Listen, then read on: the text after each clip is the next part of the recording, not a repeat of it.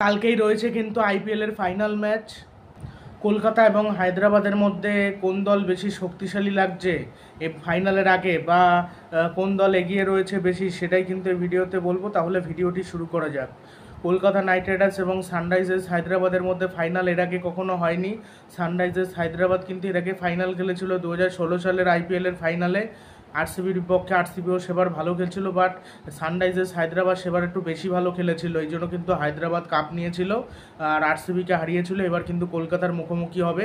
অনেকে বলছে প্যাট কামিন্সের হাতে কাপ আসবে, আমিও বলছি আসতে পারে, কিন্তু অতটা সম্ভাবনা নেই। কেন, কলকাতাও কিন্তু শক্ত প্রতিপক্ষ, কলকাতাও ভালো খেলছে। কলকাতায় গৌতম গম্ভীর আছে, মানে প্যাট কামিন্সের কাছে যদি ক্যাপ্টেন্সি থাকে, মানে মানে তার কিন্তু অভিজ্ঞতাটা কম প্যাট কামিন্সের, আর গৌতম গম্ভীরের কিন্তু অভিজ্ঞতা বেশি, এত বছর ধরে খেলে আসছে, আগে ক্যাপ্টেন ছিল, চাপটা ভালো সামলাতে পারবে। সে মেন্টর হলো, মাঠের বাইরে থেকে ঠিকই কন্ট্রোল করবে সব, এবং বলবে যে এই বোলারকে দিয়ে এখন বল করাও, হ্যাঁ, মাস্টার মাইন্ড মানে গৌতম গম্ভীরই। সেই জন্য অতটাও সহজ হবে না হায়দ্রাবাদের মধ্যে।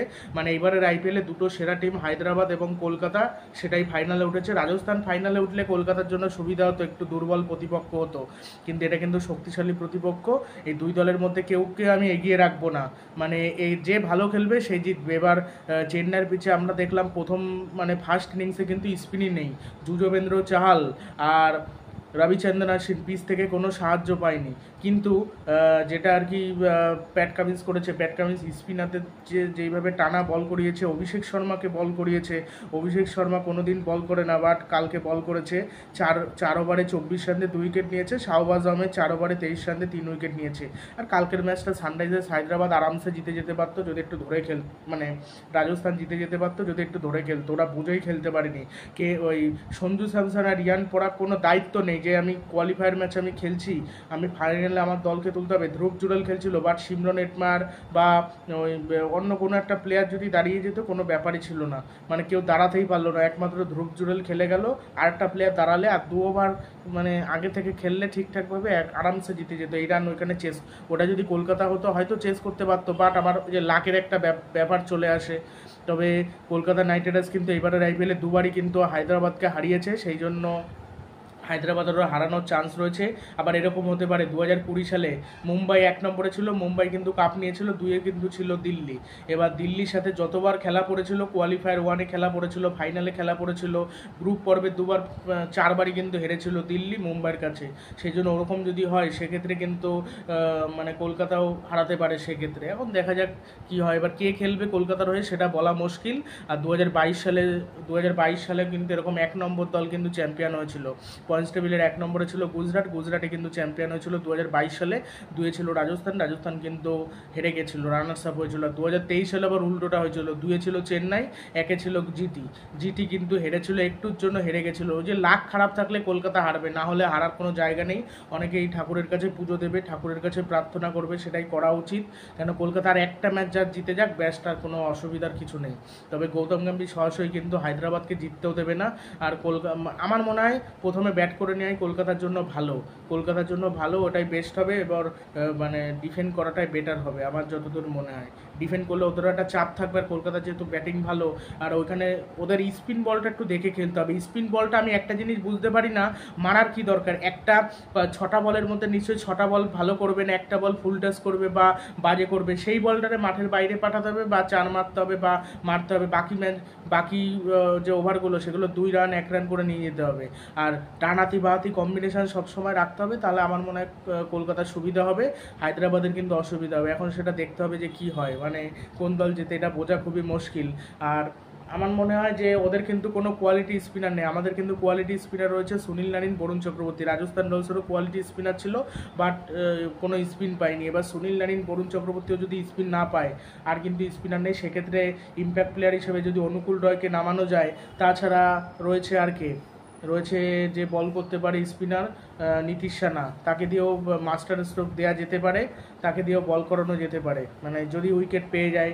আর বাঁহাতিদের ক্ষেত্রে তাকে দেওয়া যেতে পারে, ডানহাতিদের ক্ষেত্রে হয়তো মার খেয়ে যেতে পারে, বাট যদি পিচে স্পিন থাকে ভালো হবে। এবার ফাইনাল ম্যাচটা, আর আমি চাই প্রথম ম্যাচ মানে প্রথম ইনিংসও স্পিন করুক, সেকেন্ড ইনিংসও স্পিন করুক, তাহলে ভালো হবে, খেলা দেখে মজা আসবে, দুই দলই স্পিন পাবে, সেক্ষেত্রে বোঝা যাবে যে কীরকম হয়। প্রথমে একদম ব্যাটিং সহজ হয়ে গেল, তবে এই চেন্নাইয়ের পিচে পেসাররা উইকেট সেরকম মনে হয় পাবে না, পেসাররা ভালো বল করতে পারে না এই পিচে, স্লো বল করলে ভালো করা যায়, বাট গতি দিয়ে যত বল করবে চেন্নাইয়ের পিচে একদম যদি কোনো দলের ভালো স্পিনার না থাকে এই পিচে, চেন্নাইয়ের পিচে যদি একদম গতিময় বোলার থাকে, গতি দিয়ে বল করে, এই পিচে 190-200 রানও চেঞ্জ হয়ে যাবে।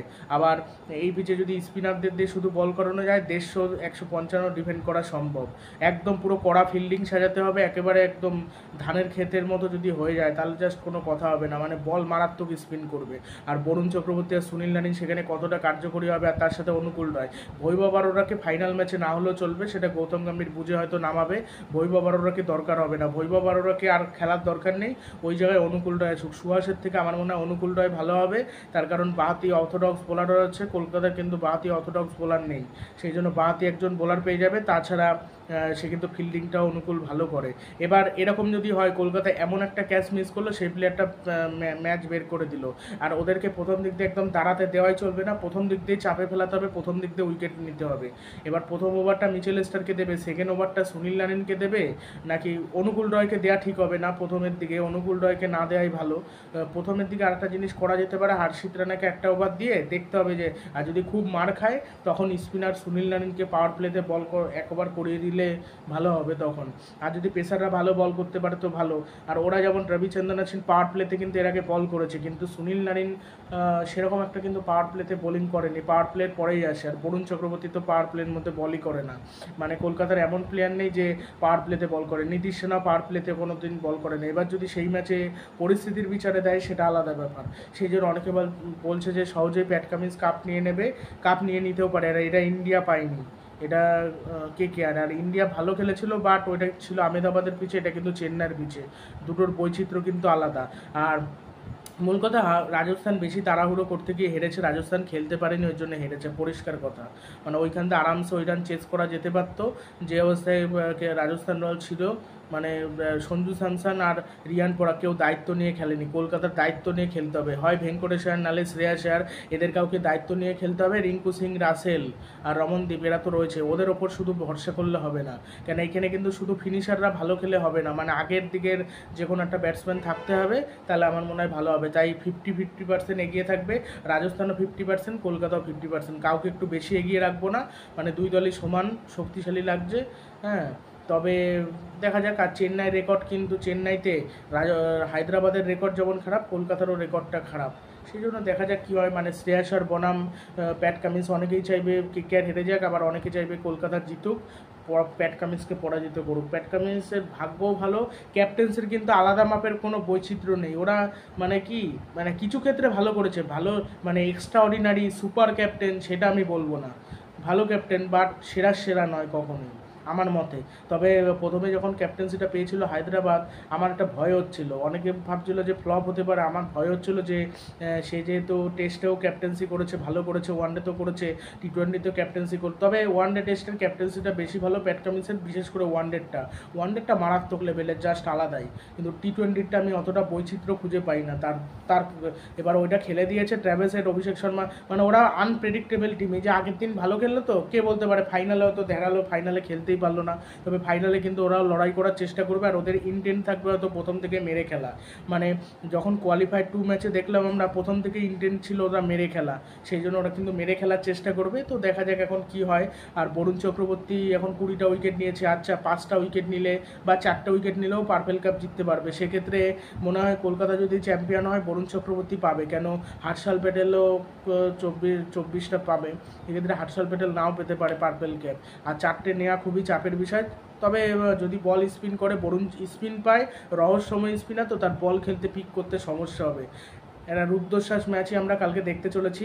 এবার ফাইনাল ম্যাচ কিন্তু 8টা থেকে হয়, কালকে কি 7:30 থেকে 8টা থেকে হবে, নাকি 8টা না 7:30 থেকে হবে সেটা বোঝা যাচ্ছে না, 8টা থেকে কিন্তু ফাইনাল ম্যাচ হয়, ধরে নাও তোমরা 8টা থেকেই হবে।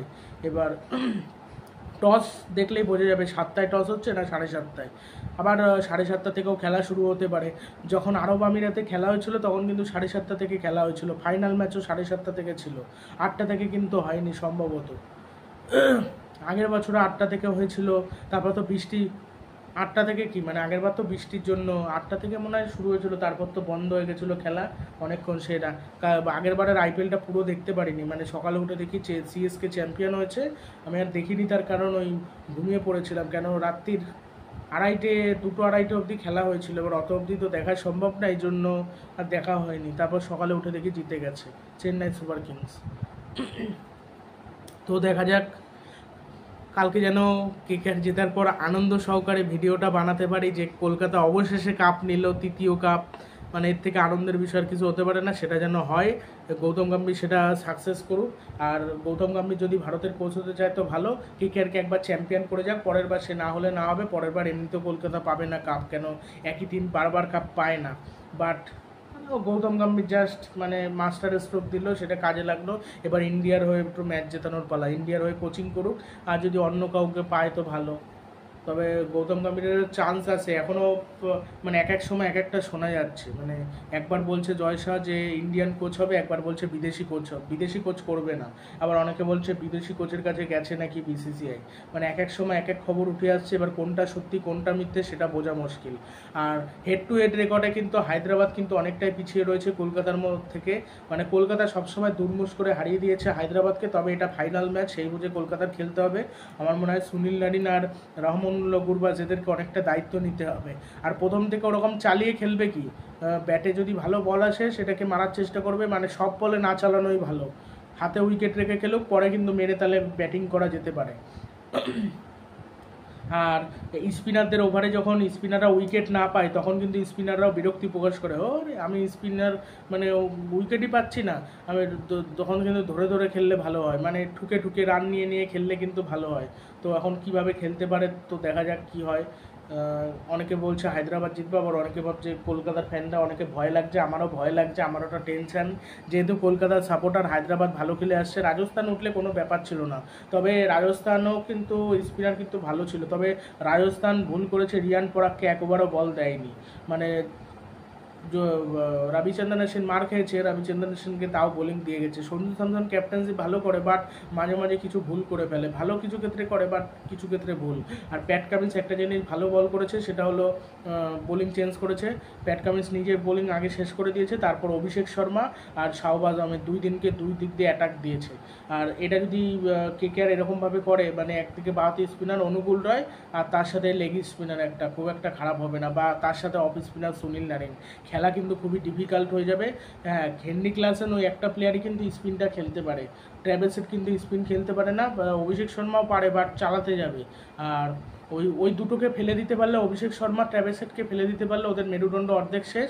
হেনরি ক্লাসেন সেক্ষেত্রে পুরো একদম টাইট ফিল্ডিং সাজাতে হবে, 4-5টা মানে দিয়ে দিতে হবে, স্পিনার দিয়ে 4-5টা ফিল্ডিং সাজাতে হবে, যেমন গৌতম গম্ভীর একদম অ্যাটাকিং ফিল্ডিং করতে হবে, ফিল্ডিং সাজাতে হবে, তাহলে আমার মনে হয় সানরাইজার্স হায়দ্রাবাদকে হারানো সম্ভব, তা না হলে হারানো সম্ভব না। তো দেখা যাক কী হয়।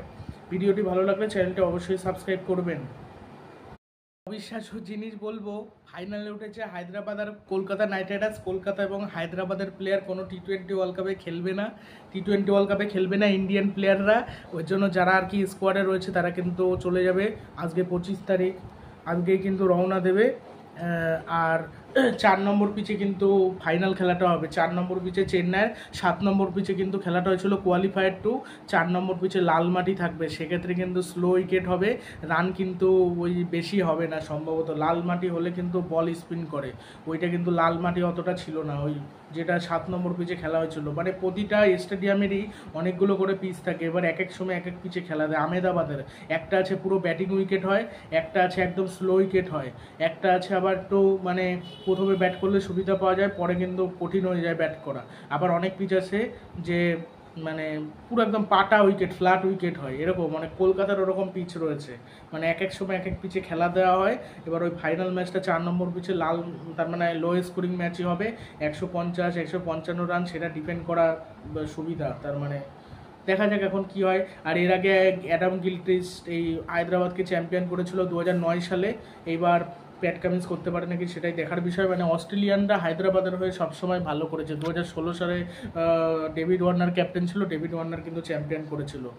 তবে এইবারই যদি প্যাট কামিন্স করতে পারে আবার সেটা ধারাবাহিকতা বজায় রাখবে। আর হারলে, তবে হারাটা অতটা মানে জেতাটা অতটা সহজ হবে না হায়দ্রাবাদের পক্ষে, তার কারণ কলকাতা বিপক্ষ দল হিসেবে রয়েছে। এবার মানে 2018 সালেও কেন উইলিয়ামসন তুলেছিল, সেবার ভালো খেলেছিল, বাট ভুবনেশ্বর কুমার আর রাশিদ খান এই দুজন ছাড়া ভালো কেউ ছিল না। আর রাশিদ খানই তো রাসেলের উইকেট নিয়ে কলকাতাকে হারিয়ে দিল। রাসেল ওখানে থাকলে ওই ম্যাচটা জিতে গেলে কলকাতা আর সিএসকের মধ্যে ফাইনাল হতে পারতো। আমি মনে করি হায়দ্রাবাদের থেকে 2018 সালে কলকাতা একটু বেস্ট খেলেছিল, এবার সেবার হারিয়ে দিয়েছিল। সেই সব বদলা নিতে হবে, হারাতেই হবে যেভাবে হোক। হারানোর যদি কলকাতা চেষ্টা করে অবশ্যই পারবে, কেন পারবে না, চেষ্টা থাকলে সব কিছুই সম্ভব। আর ড্যানিয়াল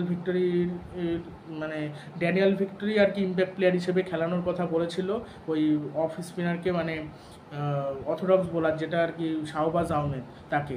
এবার এগুলো গৌতম গম্ভীর সব বলে দেবে, দেখা যায়। আর গৌতম গম্ভীরকে কিন্তু একদিনের জন্য পাবে না, দিল্লিতে ভোট দেওয়ার জন্য গেছে গৌতম গম্ভীর, কালকে আবার চেন্নাইতে সোজাসুজি যোগ দেবে।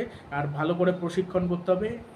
আজকের দায়িত্বটা পুরোপুরি থাকবে কিন্তু চন্দ্রকান্ত পণ্ডিতের ওপর। চন্দ্রকান্ত পণ্ডিত সেই দায়িত্ব পালন করবে, তো দেখা যাক এখন কি হয়। মানে খেলার বিষয় আগে থেকে তো কিছুই বলা যায় না, তবে কলকাতা হেরে গেলে খুব কষ্ট পাবো, কলকাতা জিতুক এইটুকুই চাইবো। তো ক্রিকেট প্রেমী তারা ফাইনালে কলকাতাকে সাপোর্ট করবে, বা যে ভালো খেলবে জিতবে সেটাই বলবে, বা অনেকে কলকাতাকে সাপোর্ট করবে, কলকাতা যেহেতু ভালো খেলেছে। আর যারা ওই যে হেরে গেছে, আগে এলিমিনেট হয়ে গেছে, অনেকে বেশিরভাগই সাপোর্ট করবে হায়দ্রাবাদকে প্যাট কামিন্সের জন্য। অনেকে আবার হয়তো যে বিদেশি ক্যাপ্টেন জিতবে এটা কখনোই চাইবে না, শ্রেয়াস আয়ারকেই সাপোর্ট করবে অনেকে, দিল্লিরও অনেকে করবে। কিন্তু ওই যে চেন্নাই, আরসিবি এদের ফ্যান বেশিরভাগই কিন্তু যারা কলকাতার বিশেষ করে হেটার্স তারা সবাই হায়দ্রাবাদকে সাপোর্ট করবে। যেমন আর কি অস্ট্রেলিয়াকে সাপোর্ট করেছিল ইন্ডিয়ার সমর্থকরা ইন্ডিয়ার দিকে ছিল, আর বাংলাদেশের কিছু সমর্থক মানে ইন্ডিয়াকে করেছিল সাপোর্ট কি অস্ট্রেলিয়াকে। নিজেরা তো আগে বাদ পড়ে গেছিলো, এখন অস্ট্রেলিয়ার ওপর ভর করেছিল, অস্ট্রেলিয়া জিতেছিল। কিন্তু সবসময় কিন্তু অস্ট্রেলিয়ারা নাও জিততে পারে। তবে দেখা যায় একটা ভালো লড়াই হবে, অতটা সহজ হবে না হায়দ্রাবাদের পক্ষেও কলকাতার পক্ষেও। এবার যদি একমাত্র ওদেরকে কম রানে আটকে দেওয়া যায়, সেক্ষেত্রে কলকাতা যদি মানে ভালো একটু মানে মেরে ব্যাটিংটা করে দিতে পারে, যদি ধরো 6 ওভারে 50 রানে ওঠে, 1 উইকেটও পরে 130-35 রানে আটকাতে পারে, ওই ম্যাচ কলকাতা ওখান থেকে জিতে গেছে। তারপরে যা রাসেল রিঙ্কু যা রয়েছে, যদি ব্যাটিং কোলাপস না করে, মানে ওই যে ফটাফট উইকেট পড়ে যাওয়া, ব্যাটিং অর্ডার ভেঙে যাওয়া তাসের ঘরের মতো, সেরকম যেন না হয়, একটু খেলে, তাহলে আর কোনো চাপ হবে না। কলকাতা কাপ নিক, হারলে খুবই খারাপ লাগবে। যোগ্যতম টিম হিসেবে কলকাতা তাহলে কাপ নেবে। মিচেল স্টার কিন্তু বড় ম্যাচে খেলা প্লেয়ার, এই ম্যাচে আরেকটা ম্যাচে যাই ভালো বল করে দিক, 2টো উইকেট নিয়ে নিক প্রথম দিকে, ব্যাস আর কিছু চাই না। বা প্রথম দিকে যদি মারও খায়, শেষ দিকে সে ম্যাচটা জেতাক, তাহলেও চাপ নেই, জেতানো নিয়ে কথা, ব্যাট যে কোনো কেউ জিতিয়ে দিক, তাহলে এর থেকে খুশির খবর আর কিছু হতে পারে না। তবে একটা ভয় লাগছে, রাজস্থান উল্টে এত ভয় লাগতো না, একটা ভয় লেগেই যাচ্ছে, কেন কি জানি এটা কীরকম একটা লাগছে। কালকের ম্যাচটা হয়ে গেলে তারপর তার আইপিএল নিয়েও অনেকে সন্ধ্যাবেলার দিয়ে সময় কাটবে না, অনেকে আইপিএল দেখতো, এটা একটা সমস্যা। তারপরে ওয়ার্ল্ড কাপ থাকবে ঠিকই, বাট সব ম্যাচ দেখে অন্য দেশের খেলা তো দেখে পোষায় না। বাংলাদেশের খেলা একটু দেখা সম্ভব, মানে একটু দেখতে হবে কীরকম হয়। আর ভারতের খেলা কিছু কিছু দেখা গেল, রোজ হবে না, সেটাই। তারপরে আবার সামনের বছর আইপিএল দেখতে দেখতে চলে যাবে। সেদিন গেল আগের বারের আইপিএল, সেদিন কলকাতা ভালো খেলতে পারলো না, এর মধ্যে 1 বছর দেখতে দেখতে হয়ে গেল। দিন কিন্তু দেখতে দেখতে চলে যায়। তো দেখা যাক এখন কি হয়।